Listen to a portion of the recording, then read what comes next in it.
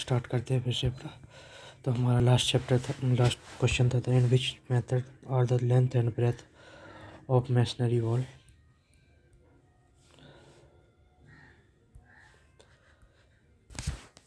Eight plinth level taken at the calculation of the quantities. तो quantities के लिए जो मेथड यूज करते हैं length and breadth of a masonry wall, वो होता है क्रॉसिंग मेथड।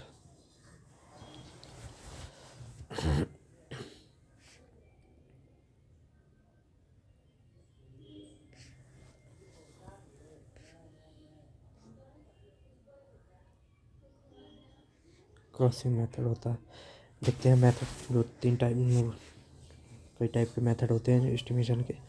एक होता है सेंटर लाइन मेथड। तो सेंटर लाइन मेथड में क्या होता था, centre line method is applicable to the square building. Centre line जो होगा ना स्क्वायर बिल्डिंग के लिए होगा with symmetrically offset. To calculate the quantities of the material you need to multiply the total centre line length with breadth and depth of the construction. Multiply total centre line with breadth and depth of the construction. The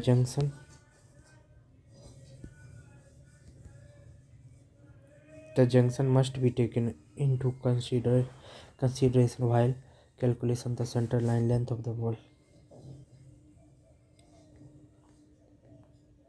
consider किया जाता है while calculating the center line of the wall.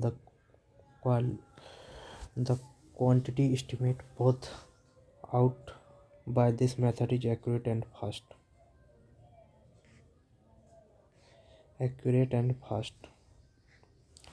Centre line method से।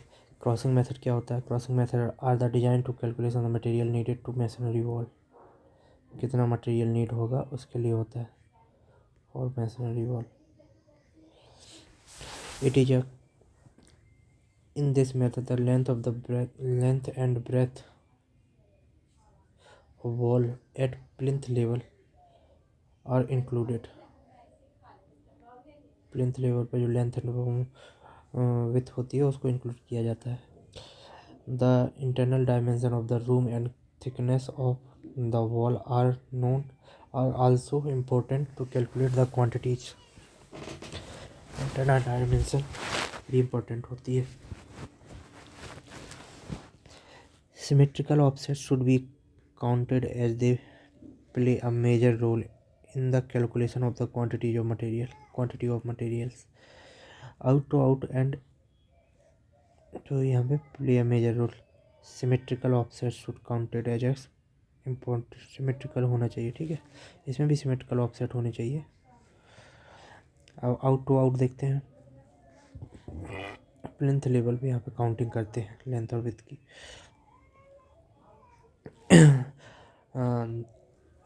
out to out and into in method in this method follows PWD system.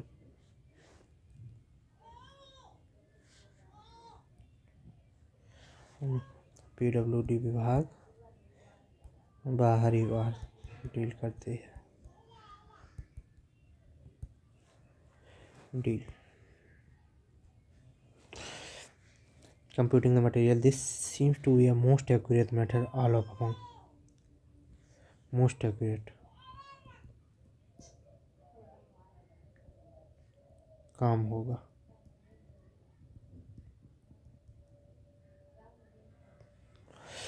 Bay method होता है, this method ये applicable in garages, factory,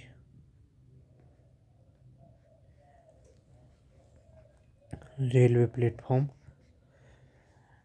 where identical structure are visible. Bay is the construction term, means the compartment of the building. The cost of the room is calculated first and it multiplied by the number of the bays.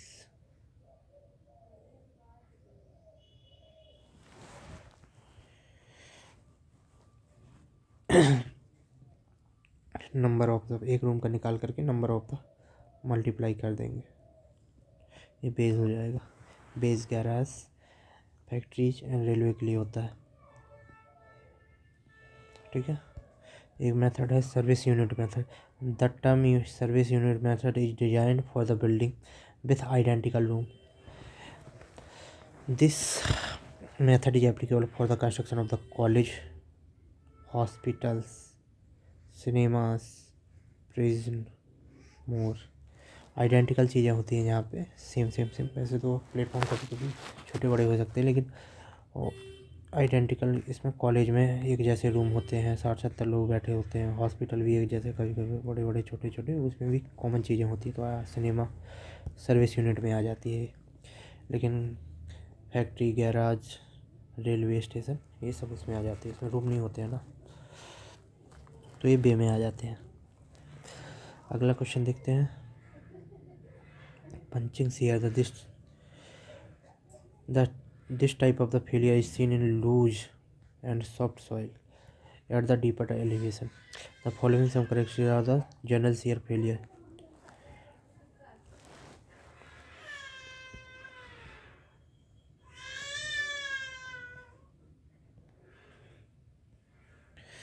यहाँ पे देख सकते हैं the condition of foundation type of failure क्या होता है।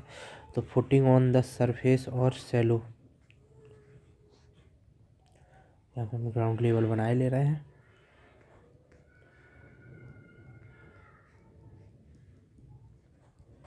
ठीक है, अगर फुटिंग ऑन द सरफेस और एट द सैलो डेप्थ,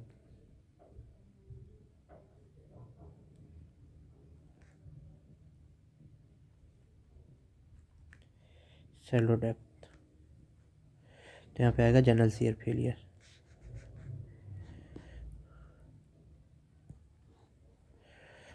और फुटिंग अगर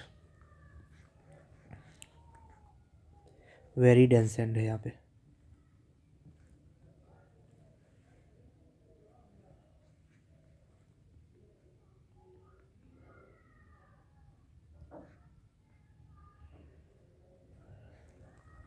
तो जनरल शियर फेलियर आएगा। और footing on the saturated on normally consolidated clay, तो भी जनरल शियर फेलियर आएगा।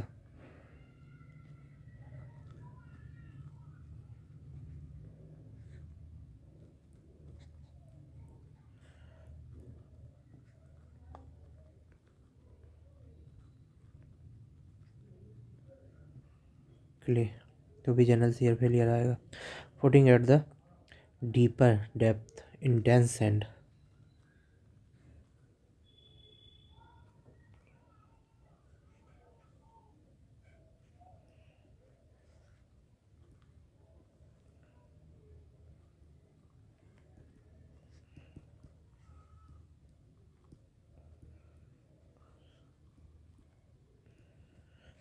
तो यहाँ पे आएगा punching shear failure.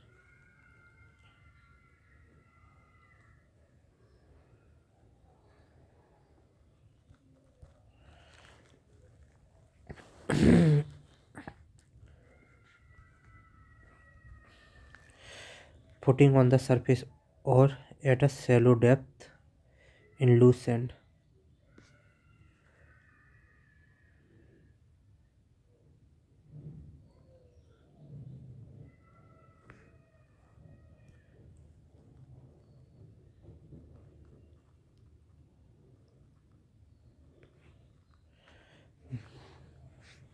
Loose sand condition रहेगी तो फिर पंचिंग शियर फेलियर आ जाएगा इसके लिए भी।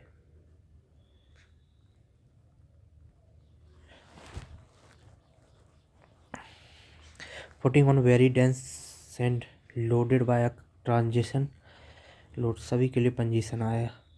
Footing on a very dense sand loaded bye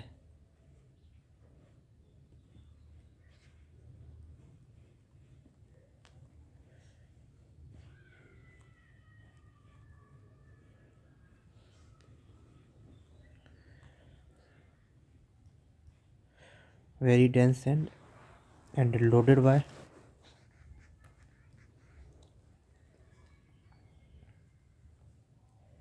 transit dynamic load,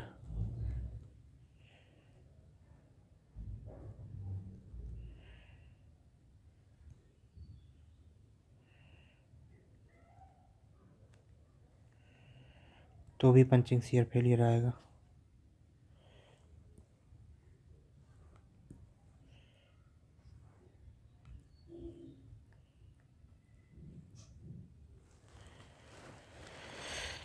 footing on very dense and sand underlain by loose sand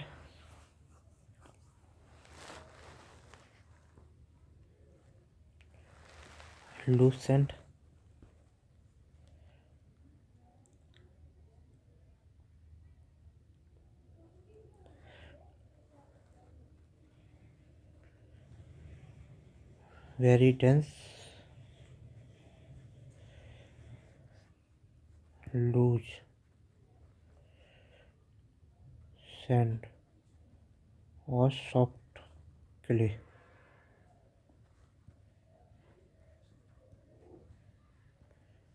तब भी पंचिंग आएगा।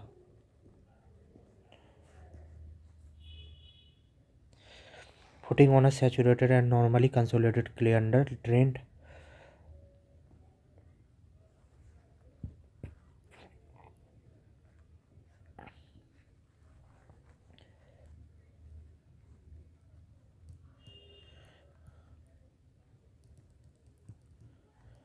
saturated condition or normally consolidated clay।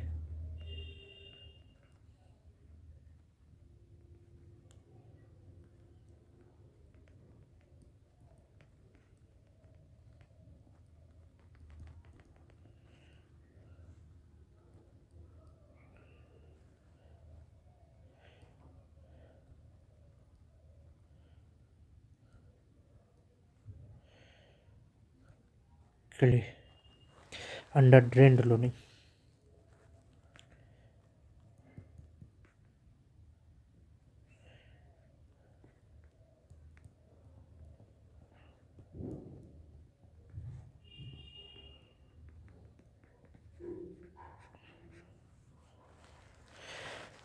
तो भी punching या लोकल शियर फेलियर आएगा।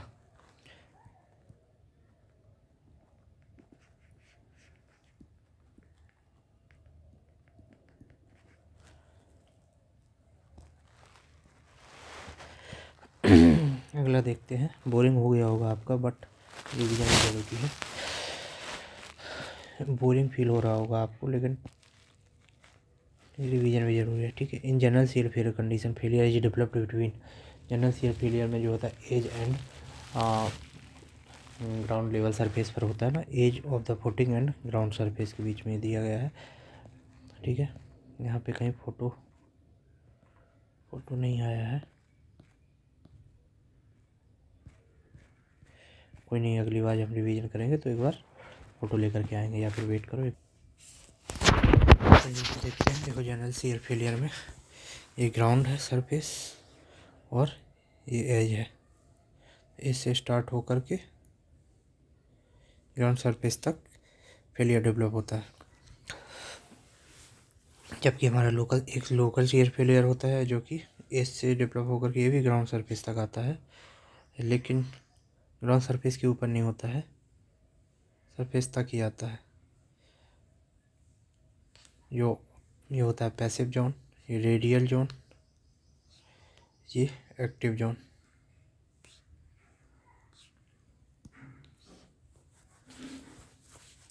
Local shear failure surface तक आता है, ऊपर नहीं जाता है, बल्किंग नहीं होती इसमें, सॉइल की बल्क होती है बल्किंग। और पंचिंग शियर फेलियर नीचे ही चला जाता है। तो जनरल शियर फेलियर क्या होता है? Type of the seen by dense and soft soil. Dense and soft soil लिखना जरूरी है।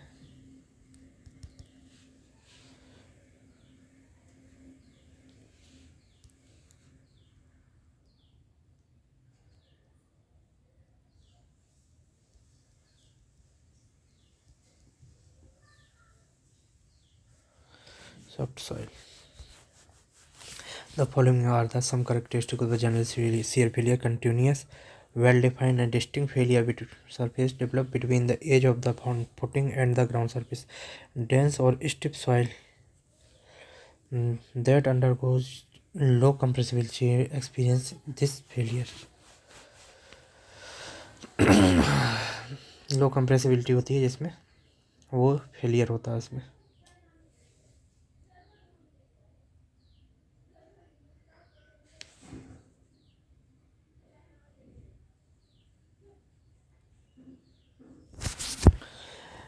कंटिन्यूस बल्गिंग होती है of shear mass adjustment of the footing is visible. देख रही है ये बल्गिंग, ठीक है। लोकल शियर फेलियर क्या होता है? The type of the failure is seen in relatively loose and soft soil. Dense में फिर ये relative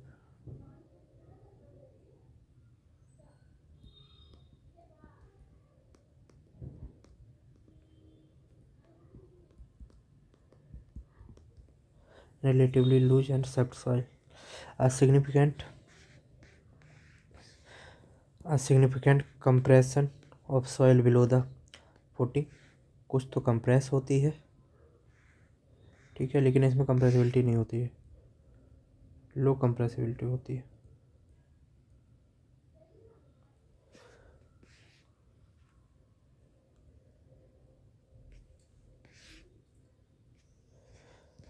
And partially development of plastic equilibrium is observed।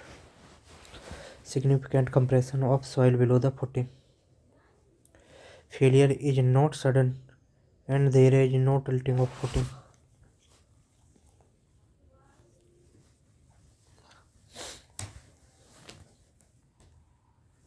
Footing and partial development of the plastic equilibrium is observed। Failure is not sudden, sudden तो नहीं होता है। There is no tilting और footing, tilting भी नहीं होती है। The failure surface does not reach the ground surface, ground surface तक नहीं जाता है, उसके नीचे ही रह जाता है। ये नीचे ही है, सरफेस तक नहीं है। A side bulging of soil around the footing is observed. अच्छा, ये वाला है फेलियर, साइड फेलियर ऊपर तक नहीं जाता है, लेकिन बल्किंग थोड़ी थोड़ी होती है यहाँ पे। Failure surface does not reach the around of the surface, ground surface and side bulging of soil around the footing is observed। Punching shear failure, this type of failure is seen in loose and soft soil at the deeper elevated। गहराई में होगी और loose and soft soil पे होगी, तब उसे punching shear failure आएगा। This type of the failure occur in soil of very high compressibility। बहुत ज़्यादा कंप्रेसिबिलिटी होती है इसमें। अब failure pattern is not observed, दिखता ही नहीं है, सीधे अंदर धस जाता है मैटर।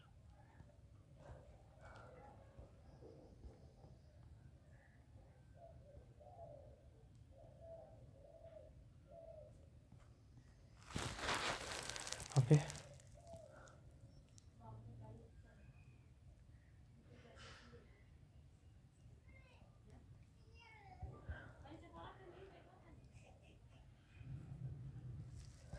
क्वेश्चन है यहाँ पे, अगला देखिए। In arrangement the horizontal support are given to adjacent parallel wall which have become unsafe due to the removal of the collapse of the intermediate building. कौन सा फ्लोर अरेंजमेंट है? The horizontal support are given to adjacent parallel wall. Horizontal support देना पड़ता है उनके लिए।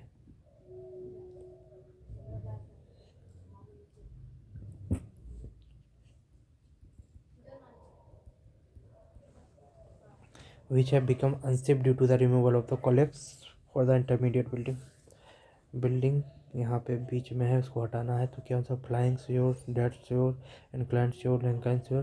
तो इसके लिए फ्लाइंग श्योर है। फ्लाइंग श्योर कैसा होता है? फ्लाइंग श्योर कैसा होता है इसको देखते हैं। सॉरी पहले फ्लैग देखते हैं। दूसरा ये है flying.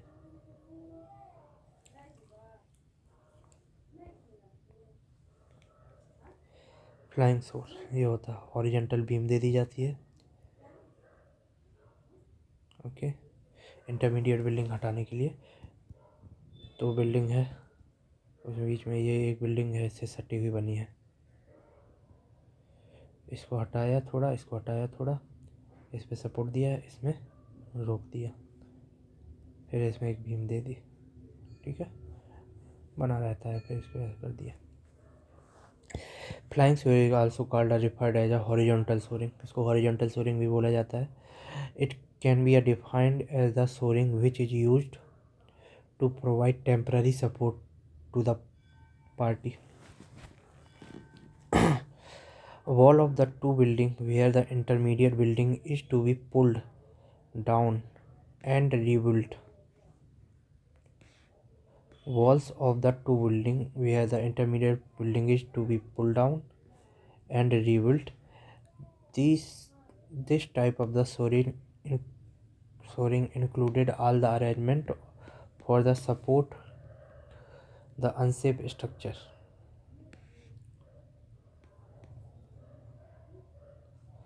in which the shore do not reach the ground. शोर को ग्राउंड पे नहीं रखते हैं, हवा में ही रखते हैं, इसलिए इसको फ्लाइंग बोला गया है, ठीक है ना। जैसे हम देखेंगे तो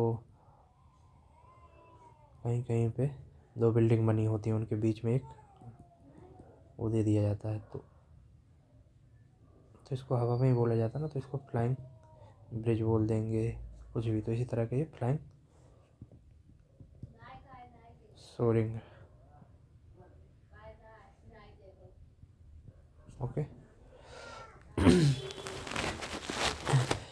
This type of the soaring includes all the arrangement for the supported of the unsafe structure in which the shore do not reach at the ground.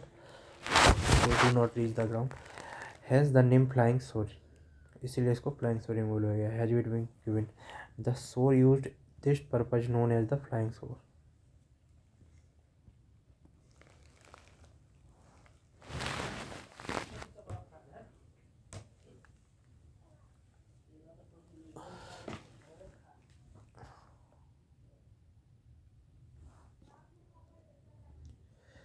Dead shoring क्या होता है, देखिए अब ये तो लास्ट तीसरा था, चौथा भी शायद है, देखते हैं। तीसरा ही है। डेड सोरिंग क्या होता है, this type of the shoring is used to support the load act vertically downward. ऊपर से नीचे गिरेगा तो मर जाएगा।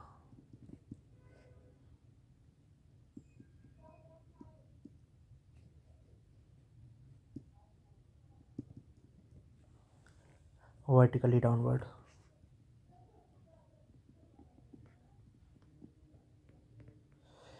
used to support dead loads act on the vertically downward.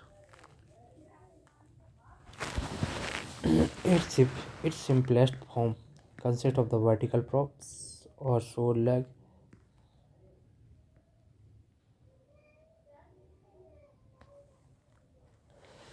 with a head plate,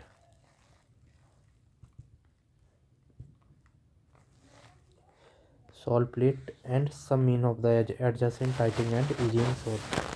first floor ये दिया गया है, फ्लोर सपोर्ट ये दिया गया है, डेड शोर ये हो गया, नीडल डेड शोर। जब हम लोग वर्टिकल वो फॉर्म वर्क लगाते हैं एक टाइप का, ये वही हो जाता है डेड शोर। डेड लोड को जो काउंटर करता है स्ट्रेन आने तक,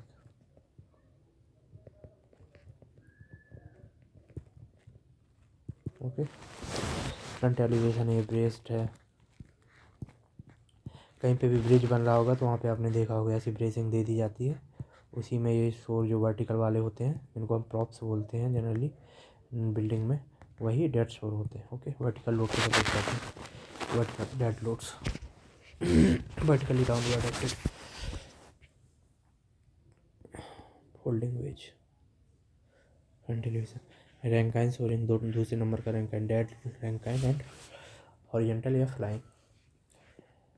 Rankine shoring also called inclined shoring, इसको inclined बोलते हैं। It can be defined as the soaring in which the inclination number are used to provide lateral members नहीं, नंबर नहीं, तो inclined member are used to provide lateral support to the unsafe structure। तो ये lateral support unsafe structure ये है, इसके लिए lateral support दिया गया है इंक्लाइनेशन पे। तो ये हमारा हो जाएगा रैंकाइन सोरिंग या रैंकस।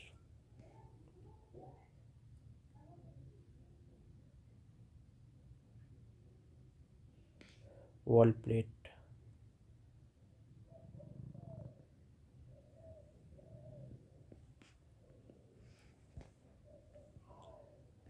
इसमें भी ये वॉल प्लेट वगैरह होती है यहाँ पे।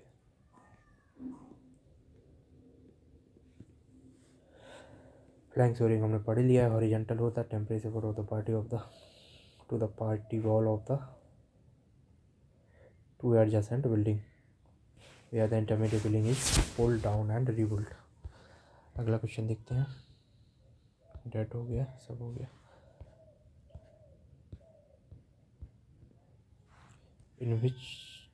in order to make the floor glossy it is rubbed with in order to make the floor glossy it is rubbed with अगर फ्लोर को ग्लॉसी करना है तो किससे?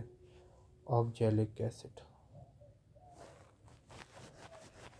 बिच्छू के टंग में कौन था? मैथानोइक है ना। सबसे पहला क्वेश्चन वही था I think.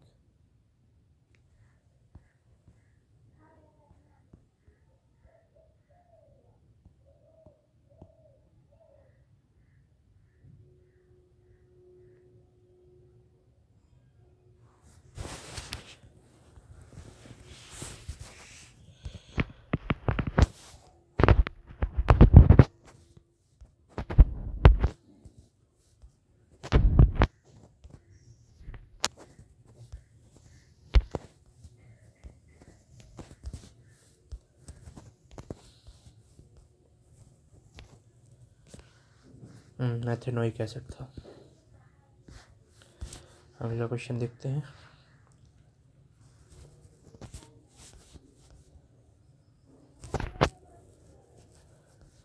Oxalic acid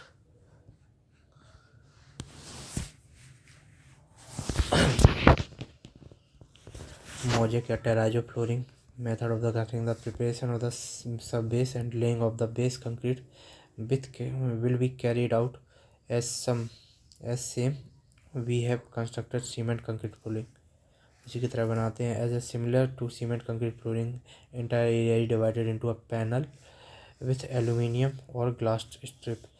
these panels are provided so that there will be no crack developed in the future due to the shrinkage। the surface of the cement concrete base should be clean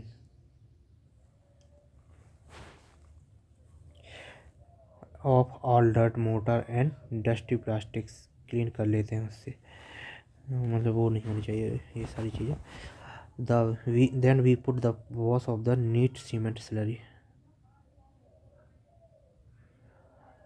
the bottom layer of the cement ratio is 1/2/4 is laid into the thickness of the 20 to 25 mm compacted and leveled। when this surface become hard and wearing layer of cement and marble chips are mixed। Hard हो गई है तो फिर एक wearing layer डालते हैं जो कि सीमेंट और मार्बल चिप्स की होती है मिक्स की। With the gunny bags the surface would be covered and left 20 and undisturbed for 2 days। a coat of slurry is applied and left 6 days then curing is done। 2 दिन के लिए छोड़ देते हैं, गनी वैक के साथ लेफ्ट कर देते हैं और स्लरी का कोट अप्लाई करते हैं। उसके बाद 6 दिन के लिए छोड़ देते हैं। After 6 days grouting a surface, ground a surface with carborundum stone of a different grade with course of the finer one. After rubbing Surveillance in order to get clear and uniform granular appearance. We will keep the surface wet during all the day. Wet रखते हैं. After that surface is rubbed with oxalic powder so that get glossy finishes. Oxalic.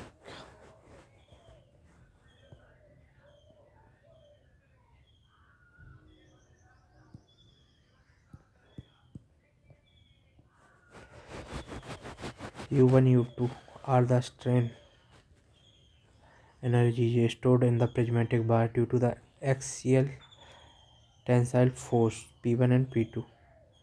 The strain energy U stored in the same bar due to the combined action of the P1 P2 will be U is greater than U1 plus U2.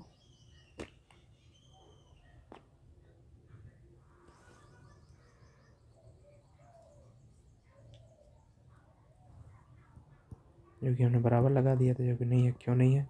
strain energy stored in the prismatic bar due to axial loading U बराबर P square L upon A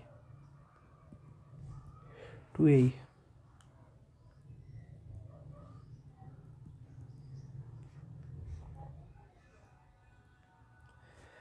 अब यहाँ P1 के लिए हो जाएगा P1 square L अपन 2A. P2 के लिए P2 square L अपन 2A. दोनों को जोड़ के लगेंगे तो P1 प्लस P2, अरे हाँ, का होल स्क्वायर L अपन 2A, जो कि बनाएगा P1 square plus P2 square. इन दोनों को जोड़ेंगे भी ना तो केवल यही बनेगा, लेकिन इसमें आ जाएगा 2A plus 2P1 plus P2 extra. ठीक है ना, तो ये ज़्यादा होगा, ये ज़्यादा हो जाएगा इन दोनों से. ओके, कितना ज़्यादा होगा तो 2P1 into P2 upon AE.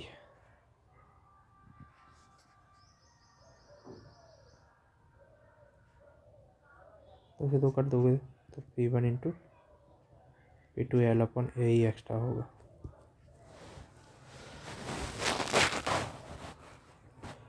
In case of the deep beam or the thin webbed RCC member, the first crack formed is at the base. हमने क्या लगाया था? Fracture crack. डीप बीम में कैसे आएगा फ्रैक्चर? हमने तो यही बट देखते हैं क्या है यहाँ पे, हो वही रहा है बट इसका नाम अलग है. Diagonal crack due to the tension, ना कि कंप्रेशन. बीम किसके लिए होती है? बेंडिंग में सबसे ज़्यादा क्या हो, कंप्रेशन में फेल करेगी, टेंशन में फेल करेगी, क्योंकि स्टिक को फेल कराना ज़्यादा ज़रूरी है. टेंशन में फेल होना चाहिए, टेंशन में ये फेल हो रही है पहले.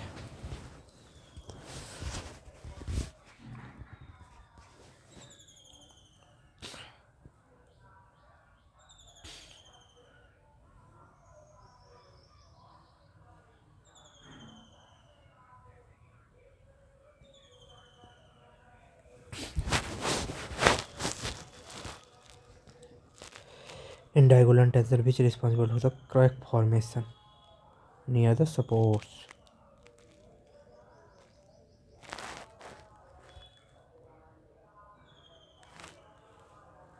It is the diagonal tension which is responsible for the crack formation near the support.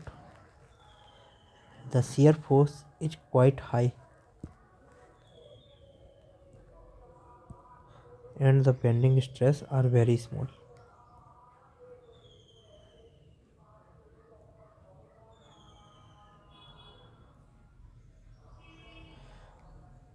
Hence principal tensile stress is nearly equal to the shear stress.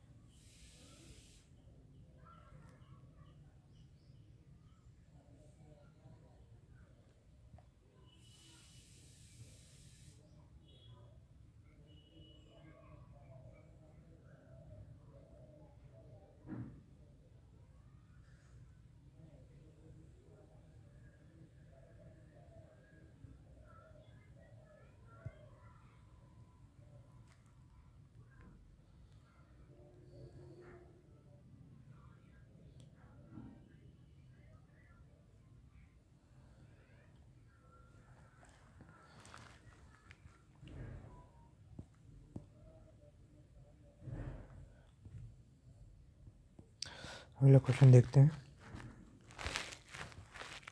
A column size of the इतना इतना and has unsupported length of the 3 meter is braced against the side way of the both direction. According to IS 456/2000, the minimum eccentric with respect to the major and minor axis are कितनी कितनी होगी major और minor axis की। तो उसका formula क्या होता है, ये e x minimum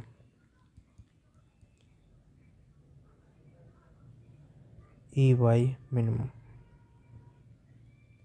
eccentricity minimum रखी जाती है मैक्सिमम में।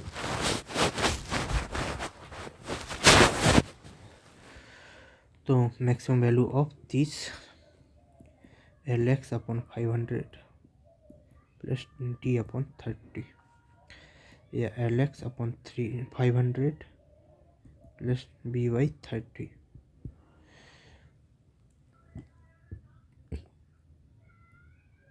दोनों ही डायरेक्शन में।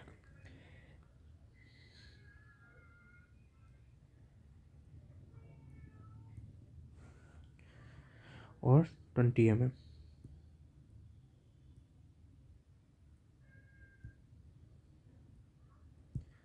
इन दोनों में जो भी मैक्सिमम होगी वही यहाँ की मिनिमम एसेंट्रिसिटी होगी। एल एक्स बराबर एल वाई अनसपोर्टेड लेंथ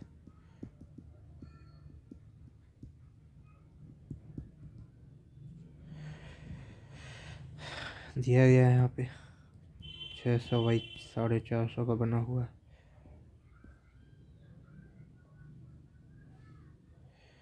निकाल लेंगे एल बराबर 3 मीटर।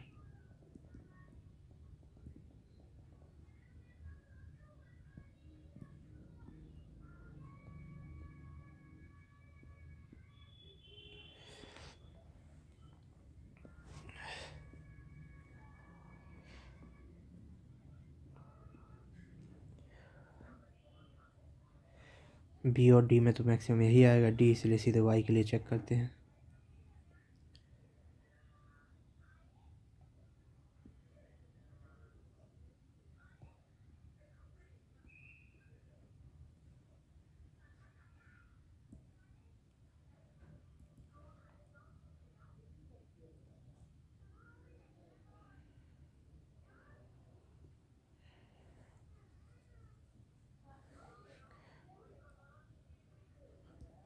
दोनों के लिए बताना है, खैर तो दोनों के लिए चेक कर देते हैं।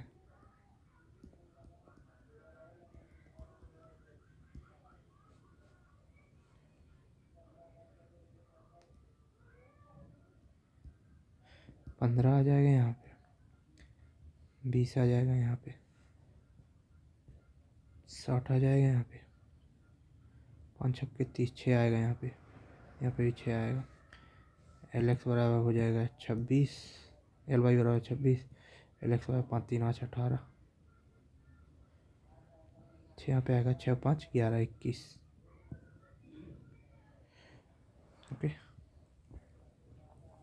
आंसर है 20 mm से तो ये दोनों ज़्यादा ही है, तो इसलिए दोनों इज ग्रेटर देन 20, तो यही आंसर है। अगला देखते हैं, यही है, हिंदी में दिया गया। न्यूनतम विकेंद्र भूमि में। अगला क्वेश्चन कितना बचा है, 222 स्क्रीनशॉट है।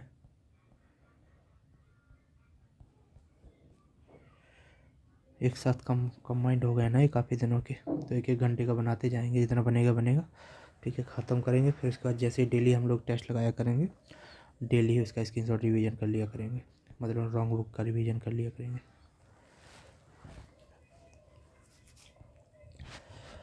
A wastewater sample 2 ml is made of the 300 BOD bottle distilled water. The initial dissolved oxygen of the sample is 8 milligram per liter. After 5 days the 2 milligram per liter. Its BOD is कितनी होगी ये बताना। तो BOD का जो होता है dilution factor निकालते हैं पहले, volume of the diluted sample, volume of the undiluted sample. तो यहाँ पे जो इनिशियल दिया गया है डिजॉल्व, वो दिया गया है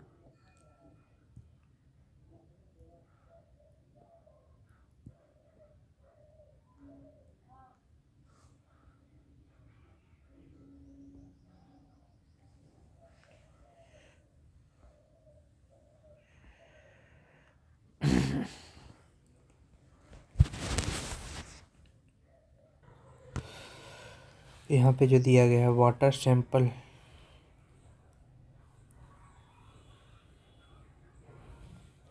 ये dilution factor,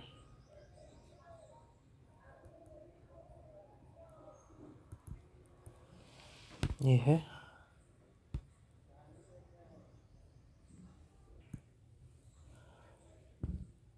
volume of undiluted water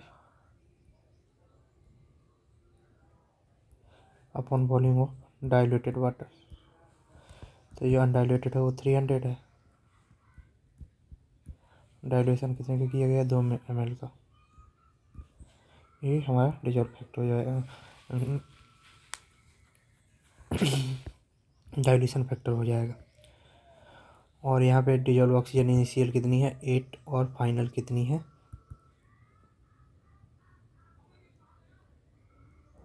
2 है। तो यहाँ पे जो BOD आती है dissolve oxygen initial minus final into dilution factor 8 minus तो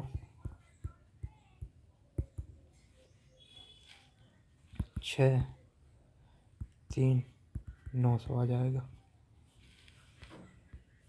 ओके, फॉर्मूला याद आ जाएगा। According to the 2180 1988 what is the minimum bulk density of the heavy duty point clay brick.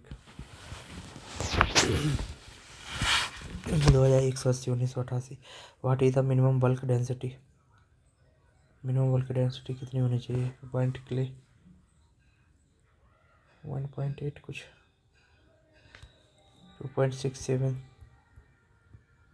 Stone की होती है, तो इसकी 2.5 ही यहाँ पे मानी गई है। कौन सी ड्यूटी है हैवी ड्यूटी पॉइंट के लिए है ना, तो इसलिए पत्थर के लगभग बराबर 2.5 माना गया है। 4.5 ग्राम बना दिया। यहाँ पे देखते हैं according to the IS 2180 clause 6.4 the density of the brick shall be not less than 2.5 gram per centimetre cube.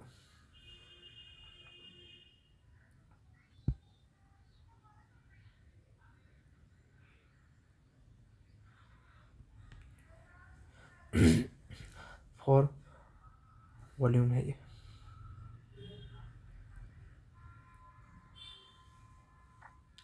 For obtaining of the bulk density, the bricks shall be dried in ventilator on at the temperature of the 105 से 111 115 degree centigrade till the attention of the substantially constant mass. The bricks shall be cooled at the room temperature. Its mass shall be obtained. Therefore, the dimension of the bricks should be measured accurately and overall volume computed. The bulk density shall be calculated as per the mass unit volume. As per the IS code 2180 1988, the heavy duty work clay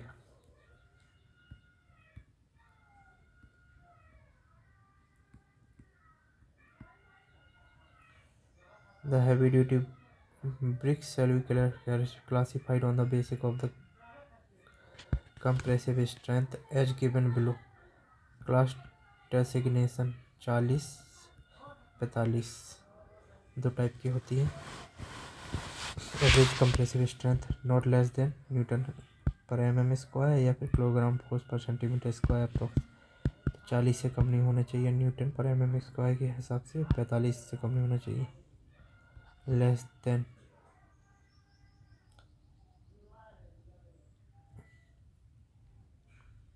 45 से कम हो सकती है, 40 से 45 के बीच में हो सकती है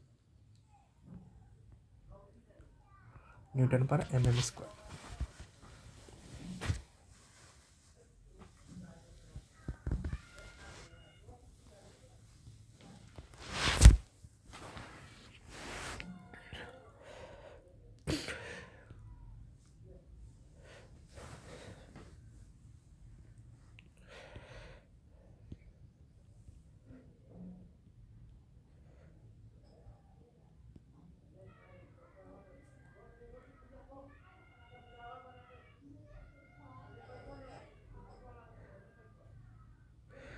विच of the following permanent adjustment of surveyor compass is adjacent for sensitivity. Adjacent of level, adjacent of side vanes, adjacent of pivot point, adjacent of needle।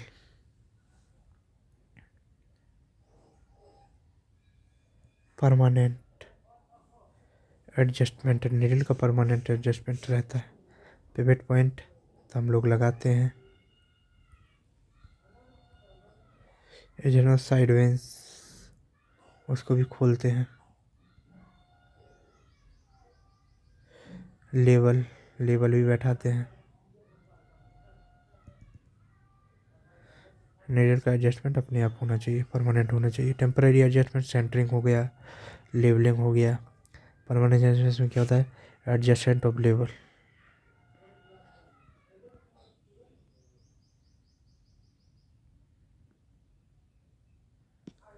Sensitivity के लिए पूछा गया है, तो ये होता तो है लेकिन सेंसिटिविटी के लिए नीडल होता है। ठीक है,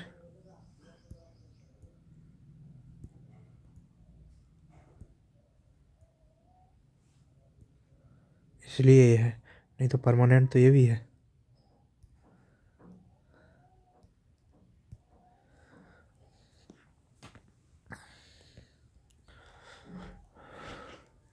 adjustment of the side vanes, side vanes भी एडजस्टमेंट वाला है। Adjustment of the pivot point, सारे हैं बट सेंसिटिविटी के लिए निडल है। और straight line of the needles में गलती हो गई, इसलिए इनको रिवाइज करके रखना है, याद रखना है इसको। L level side when. देखो पहले क्या करते हैं, लेवल करते हैं। बबल का लेवल होना चाहिए, साइड वेंस होना चाहिए, साइड वेंट भी एडजस्ट होनी चाहिए। इसको करेंगे थोड़ी ना, खोल के रखेंगे बस। एडजस्टमेंट अगर किसी का करना है तो हो जाएगा permanent.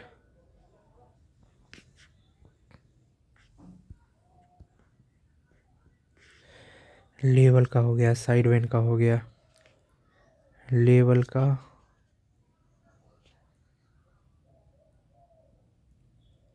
Level, side veins, sensitivity और needle.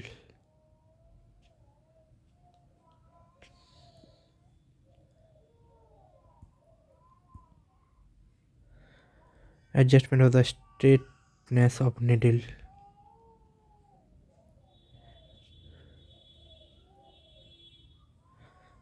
Adjustment of the pivot point.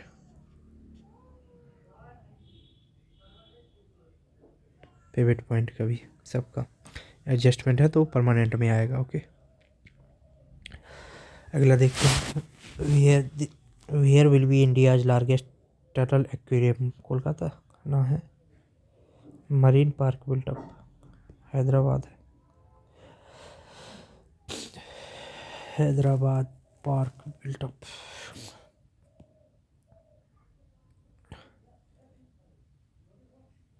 Marine national park gulf of Kutch Gujarat first है।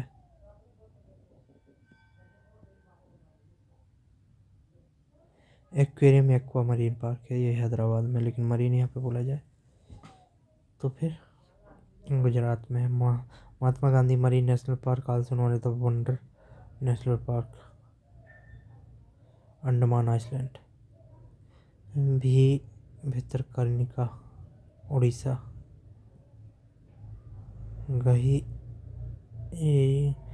गहिरमत्था मरीन नेशनल पार्क उड़ीसा।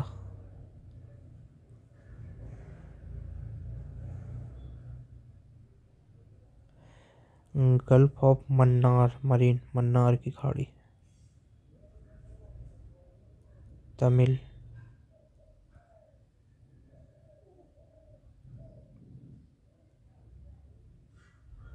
नार से मिल, चतुर नार करके शिकार। मन्नार मरीन तो हो जाएगा Tamil Nadu. Malvan marine wildlife sanctuary Maharashtra. Malvan marine. सलमान मलमान Mumbai Maharashtra. Rani Jhansi marine national park Andaman and Nicobar Iceland.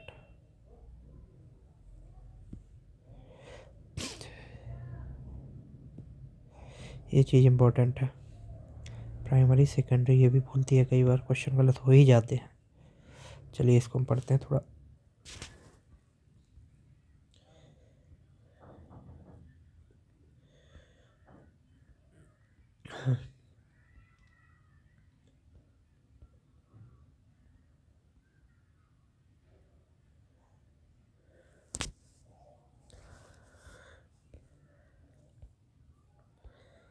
Classify the following pollutant are primary pollutant and secondary pollutant.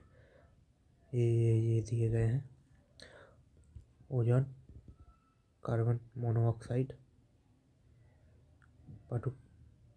particulate matters, photochemical smoke, nitrogen oxide,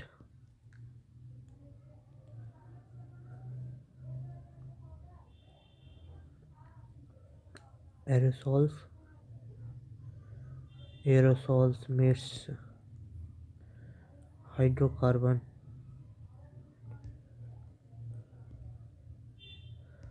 peroxyl acetyl nitrate,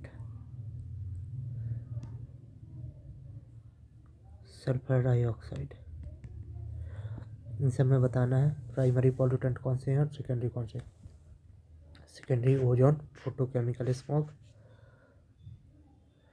aerosol mist,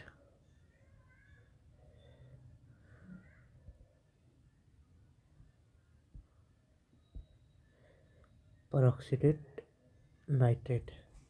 ये चार थे ozone secondary pollutant है, जबकि primary है carbon monoxide, particulate matters, nitrogen dioxide, nitrogen oxides, sulphur dioxide. यहाँ पे आप देख सकते हैं। एयर पॉल्यूटेंट दो टाइप के, primary pollutant, secondary pollutant. They are directly emitted from the source of the atmosphere in a harmful form. Source से direct छोड़ दिए जाते हैं एटमॉस्फेयर में। This can be natural, volcanic भी हो सकते हैं इरप्शन के कारण, फायर के कारण। नेचुरल भी हो सकते हैं, लेकिन ये वैसे होते हैं, मैनमेड भी होते हैं। और द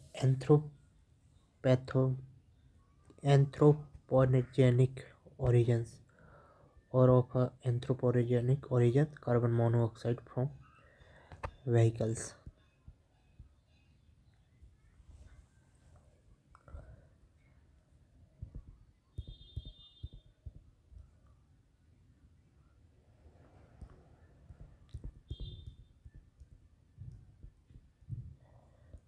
सेकेंडरी पॉल्यूटेंट क्या होते हैं? These are the derived from primary pollutant. Primary pollutant से ड्राइव होते हैं केमिकल फोटोकेमिकल रिएक्शन के द्वारा atmosphere, in the atmosphere. They can become hazardous after the reaction in the air. Hazardous भी हो सकते हैं। The best known in the secondary pollutant is certain gases are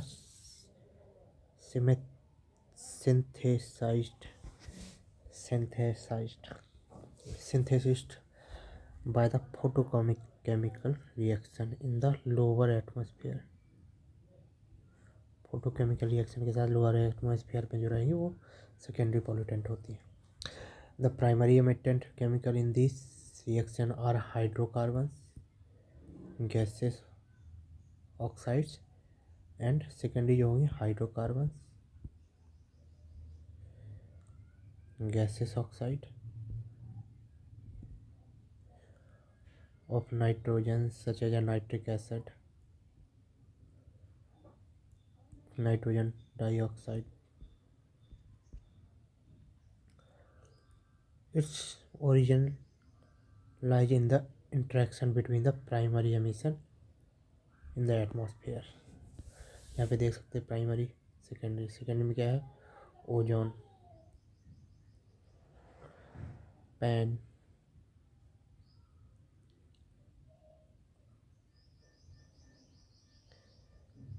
photochemical smoke, formaldehydes, sulphur acid, sulphuric H2SO4, H2SO3, sulphuric, formaldehydes. जबकि primary जो direct air में pollutant छोड़े गए हैं, कार्बन मोनोऑक्साइड छोड़ दिया जाता है, ऑक्सीजन और नाइट्रोजन छोड़ दिया जाता है।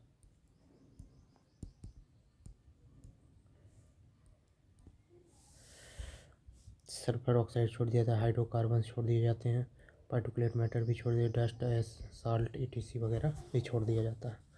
ओके, हो गया ये। अगला देखते हैं, प्रोजेक्शन के बारे में है ये।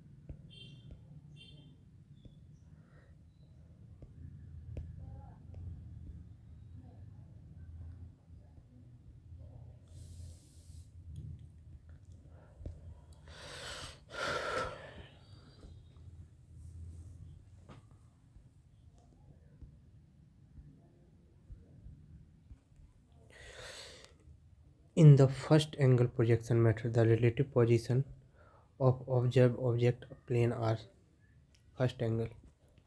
ये हो गया। तो object is placed between observer and plane. यहाँ पे ऑब्जर्वर है,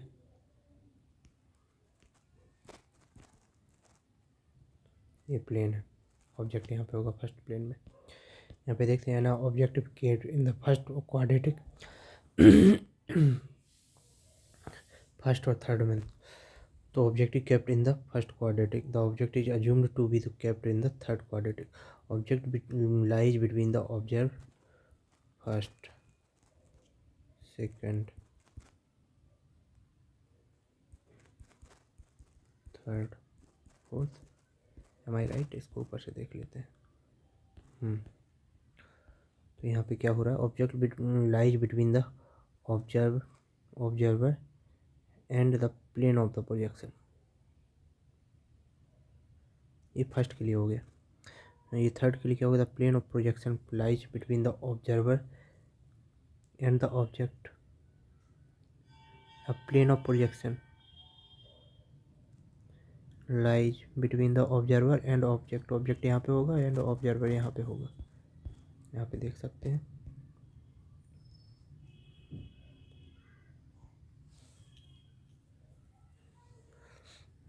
top view, side view. The plane of projection यहाँ पे दिया जाएगा, lies between the observer and the object.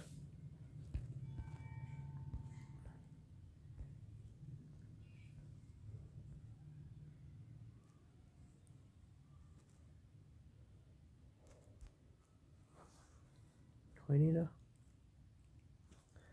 यहाँ पे क्या लिखा है, object lies between the observer and plane of the projection. The plane of projection lies between the observer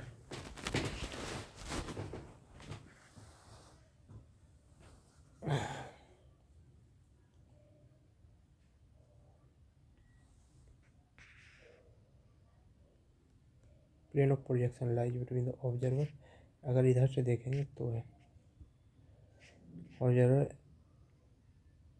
and the object. The plane of projection is assumed to be non transparent, direct पड़ता है इस पर, ठीक है। Plane को assume to be या transparent माना जाएगा। Front elevation view is drawn above the XY line, X front, X and Y front, यहाँ से front, and front elevation is drawn on the XY line, ठीक है, ये भी फ्रंट ही बनता है। जबकि top plan view is below the XY line.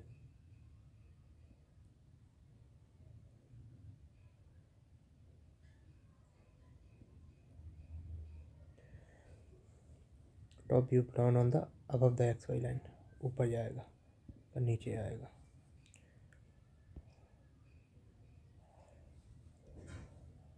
Left side view projected on the right plane and vice versa.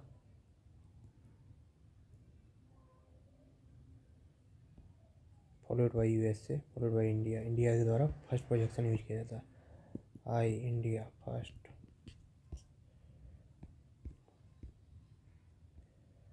Projection symmetrical, वही same चीज़ है।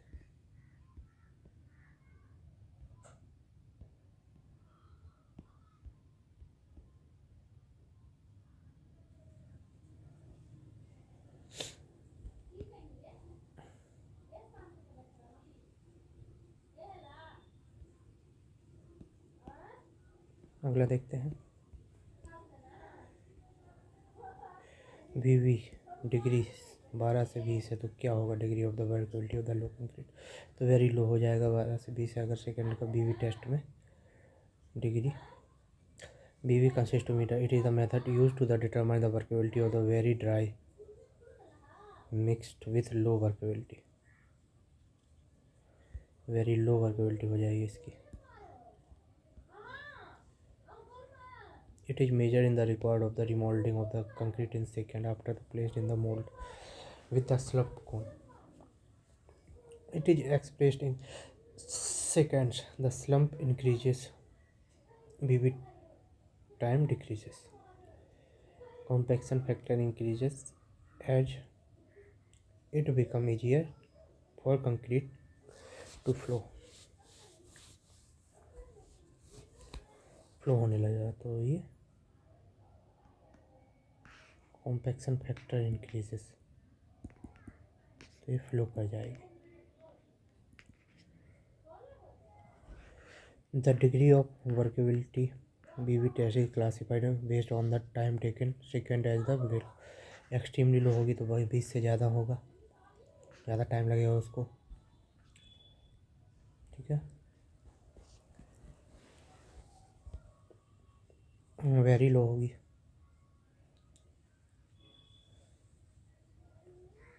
वर्केबिलिटी होगी तो 12 से 20 सेकंड लगेगा।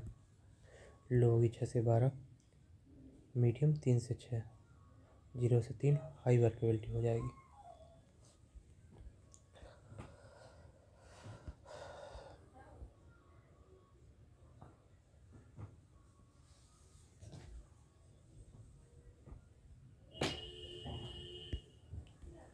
बच्चे जो होते हैं वो ज़्यादा वर्क करते हैं 0 से 3 साल तक, दौड़ेंगे भगाएंगे बहुत काम कराएंगे वर्केबल, ठीक है।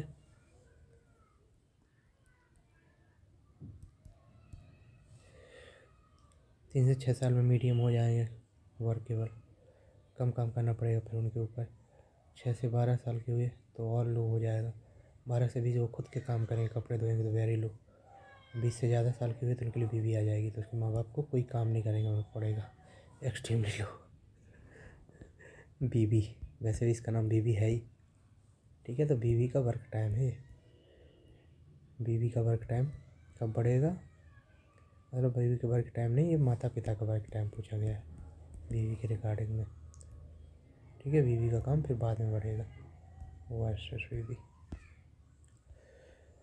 इन observation test the weight loss 27 gram, the coefficient of the hardness कितनी हो जाएगी, तो हार्डनेस का फॉर्मूला होता है 20 minus loss in the weight by 3।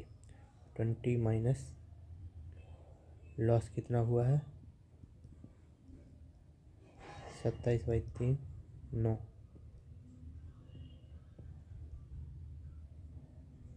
11 हो जाएगा।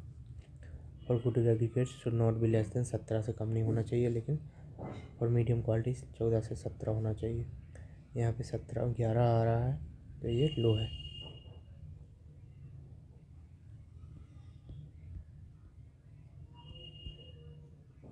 Agreed having the hardness less than 15 is time measure too soft rock or rock work। 17 से कम नहीं, 14 से ज़्यादा, और 17 से should not for good aggregate should not be less than 70 और 14 से 17 है तो फिर मीडियम है, और 14 से कम है तो फिर सॉफ्ट है।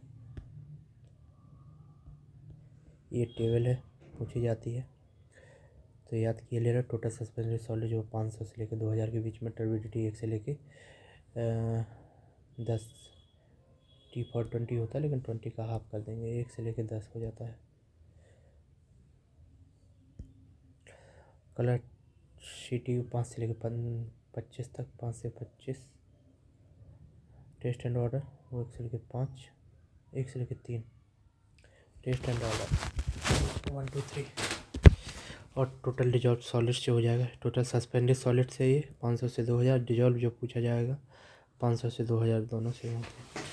एल्कलिनिटी 200 से 600। pH वैल्यू 7 से लेकर 8.5, should not be less than 6.5 और should not be greater than 9.2। Hardness होती है 200 से 600। क्लोराइड कंटेंट होता है 200 से 1000। क्लोराइड 200 से 250 से 1000। Free ammonia 0.15। ऑर्गेनिक मैटर 0.3 से लेकर, ऑर्गेनिक अमोनिया 0.3 या 30 बोल दो। नाइट्रोजन नाइट्राइट कितने में 0 होने चाहिए। नाइट्रेट कितना होना चाहिए 45। नाइट्राइट 0।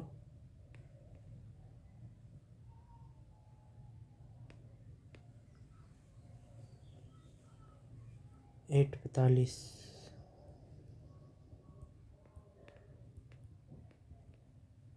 8 0। फ्लोराइड 1 से लेकर 1.5 के बीच में होना चाहिए, नहीं तो फिर दांत गलने लगेंगे। आयरन 0.1 से लेकर 0.1 होना चाहिए। सल्फेट 200 से लेकर 400, लेकिन हार्डनेस 200 से लेकर 600। सल्फेट 200 से लेकर 400। कैल्शियम 75 से लेकर 200। कैल्शियम 75 से लेकर 200। Okay. Name of the test conducted on the bitumen using a Pensky Martens closed cup apparatus। ये होता है फ्लैश एंड फायर के लिए। Cup apparatus। कप के लिए चाय बनाते हैं ना, इसके लिए फ्लैश फायर जलाओ, फिर उसके बाद चाय बनाओ, ठीक है। इसी तरह ही फ्लैश फायर पॉइंट के लिए। Ductility test. Various test conducted on the between for the testing of the apparatus property of the follow. Ductility के लिए डक्टिलिटी ब्रिटल ब्रिकेट apparatus करते हैं। ब्रिकेट apparatus ब्रिकेट बनाते हैं एक टाइप का, खींचते जाते हैं फिर उसको।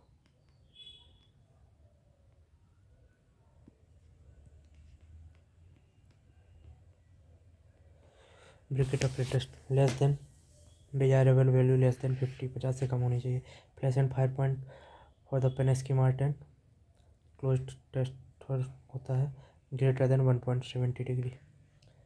50 से कम, 175 से ज़्यादा। फ्लो टेस्ट कंसिस्टेंसी के लिए किया जाता है। पेनिट्रेशन हार्डनेस और सॉफ्टनेस के लिए किया जाता है। 30 से 40, 60 से 70 एंड 80 से 100।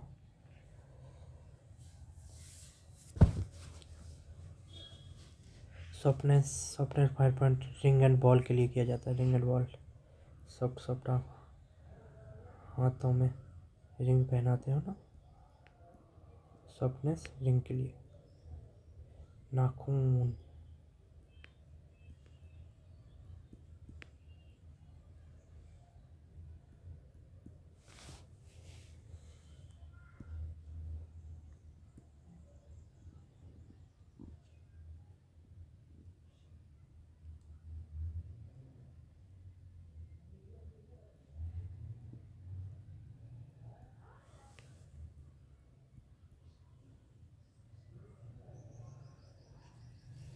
पेनेस की, वो क्या नाम है, सॉफ्टनेस की।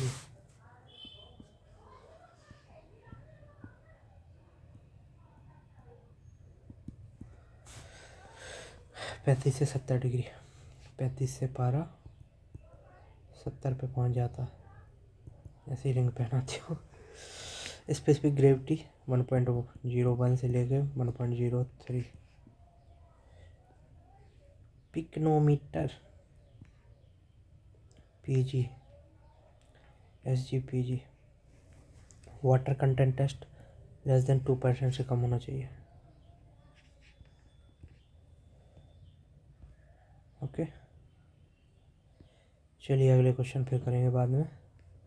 लास्ट क्वेश्चन हो गया ये हमारा। What will the permissible variation of the overall height of the rails में 0.8। हम ऐसे ही बनाएंगे 0.8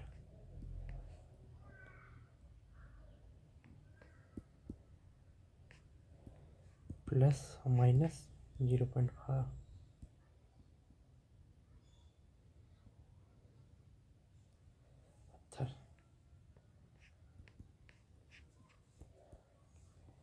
वर्टिकल डायरेक्शन में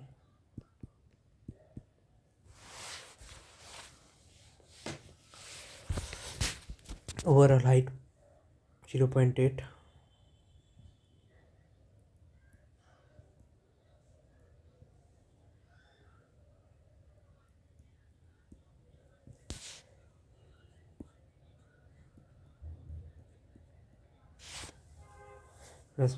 प्लस में 0.8 mm माइनस में 0.84 with 0.5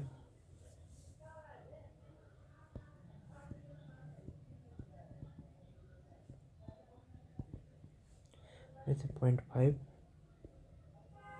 plus minus width of the head हो गया। ये हेड के लिए है ये।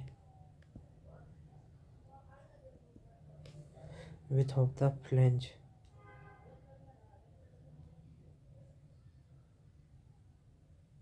के लिए 0.15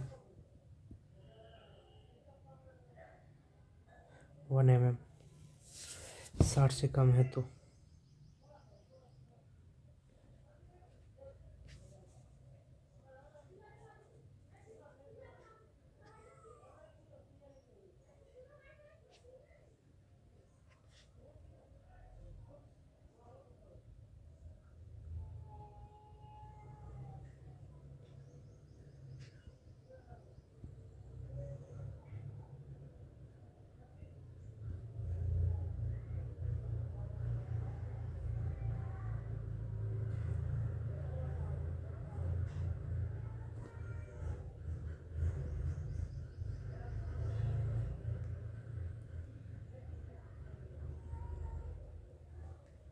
साठ kg से ज़्यादा कम का है, 60 kg से ज़्यादा का है तो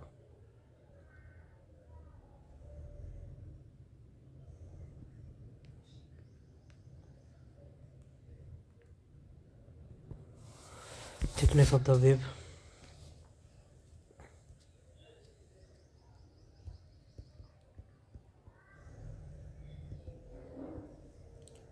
vertical flange 0.1 length of the rail +-2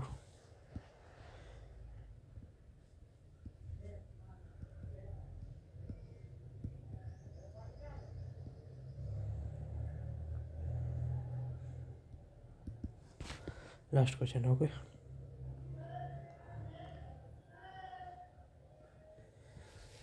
okay bye bye, फिर मिलते हैं।